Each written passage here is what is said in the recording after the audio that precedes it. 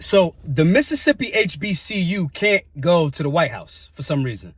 This is where y'all are always backwards. Let me read this for y'all real quick. Mississippi HBCU slammed over Donald Trump inauguration invite. The Mean Green marching machine of Mississippi Valley State University may be headed to Washington, D.C. to celebrate the swearing in of Donald Trump as the 47th president of the United States. HBCU, founded in 46 as a vocational college, was invited, to the dismay of social media users, to participate in the inauguration on January 20th, 2025, the same day that the nation will observe Martin Luther King Jr. Day. The Southern institution expressed its intention to fulfill band duties as part of the inaugural parade when it launched a GoFundMe campaign seeking $13,000 to assist with travel expenses from Ida Bena, Mississippi to the capital, food, housing, and transportation of equipment. In total, the feat will cost $350,000. A statement posted to the school's website reads in part, "This historic invitation highlights the band's legacy of excellence and cultural significance, showcasing the university and Mississippi's rich heritage globally.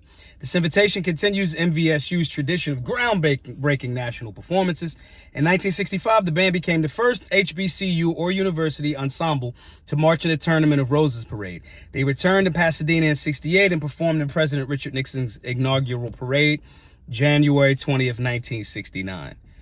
These milestones reflect the band's enduring legacy as cultural ambassadors for Mississippi and the HBCU community." A look online reveals that not everyone agrees with MVSU and Briggs about allowing the HBCU student-led band to join in the history-making day.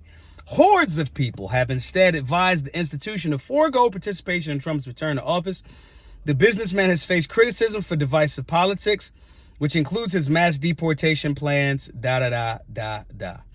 And they got a bunch of people from Twitter talking about saying, no, y'all can't be serious. HBCU asking for a $350K donation to the band to perform to Trump. A HBCU band performing at Trump's inauguration on MLK's birthday, that going to look like some tap dancing N-words. All of this, just on and on and on and on. And then you got Bishop Talbert Swan. I think we follow each other. Mississippi Valley State University has a proud history of standing up for Black history, equity, and justice. However, accepting an invitation to perform at Donald Trump's presidential inauguration on Martin Luther King Day is a disgraceful betrayal of that legacy. Trump and his administration have worked tirelessly to erase Black history from classrooms, directly oppose the very fight MVSU students took on in 1964 when they boycotted for courses in Black history and access to works by Black authors. Now, there's a lot more, guys. But let me say this. I'm in between on this. If y'all want me to come perform at your inauguration, y'all should get us there. That's not even a conversation, really. You want me to come speak at an event? You want me to perform at an event? If I'm a comedian and if I'm an entertainer, you're the entertainment. This is what it costs to get us to come there. The mere invite is, we appreciate it. But we can't take on a bunch of resources. We would love to come, but you guys got to help out. That's number one. So first, that's the first thing. Who's going to help with getting us to the White House, okay? Us having to fundraise to get there when y'all just today, the Biden administration just sent another $2.5 billion resources to Ukraine. So that's number one. Y'all got to figure out how to get us there and we will happily accept. Now, as far as people being upset that they're happily accepting or maybe potentially going to accept, right? Do y'all want inclusivity or not? On one hand, you complain and say, oh, we're not being involved. We're not part of the process. We're not this, that, and third. You are entertainment. Since you're an entertaining situation and you're an HBCU, and this is in alignment with the historical practice of performing for, as they said, historically, this the first Black HBCU to do this, the first, this should be no different. It should be no different. And those people that are arguing, oh, how dare he? From my understanding, Trump put a lot of money in the HBCU situation when he was in his first term. From my understanding. If somebody disagrees with me in the comment section, please let me know. But this argument that this band decides to say this is an opportunity in alignment with the rich tradition that we've already done for presidents. And if you're talking about back in the 60s, when it was clear that these people were much more so-called racist, right?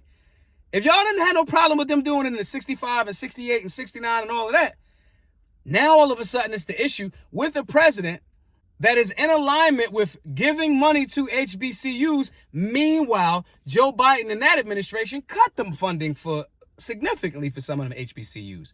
So which way do y'all want it really in this conversation? Do y'all want to be separated and not be a part of and not be invited to? Or do you want to say, yo, this is our land, this is our country, this is our opportunity? Because that's the position that I take. I've been to the White House a few times. I've been invited to the White House. I'm not tripping about that.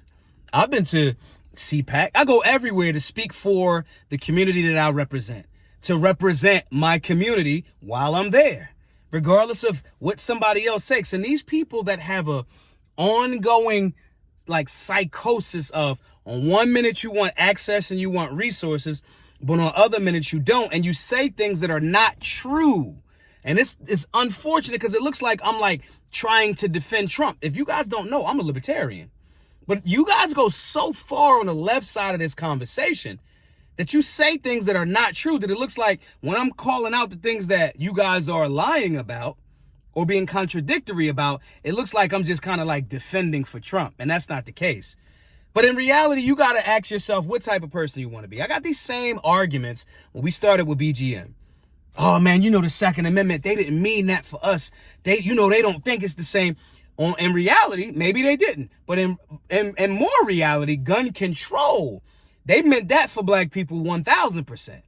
Y'all not going to be able to exercise your Second Amendment rights. The biggest thumb in the nose that I could give to somebody that has that mentality is completely exercise my Second Amendment rights. Sue y'all, fight the cases, all that other good stuff. No different than, the Dred Scott decision was a Supreme Court decision that set a precedent that so-called African Americans, right? Because it wasn't called that at the time, has no constitutional rights that anybody's bound to respect. But that was overturned. We built this thing, all of us. Trump said that in the White House, and I was there.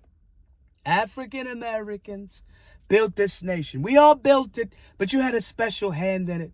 And you're just now starting to get the credit for that. That's what I was there. I was there. I was right in the front row. Okay?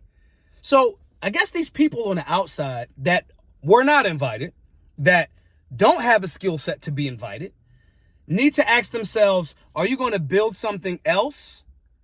Or are you going to tear down HBCUs that are in alignment with the same tradition that they have of performing at inaugurations just because of the type of president? And if you think that Richard Nixon, Tricky Dick, was a friend of black people, that tells me you don't know a lot about American history and presidential history. Crooked, Tricky Dick. Okay?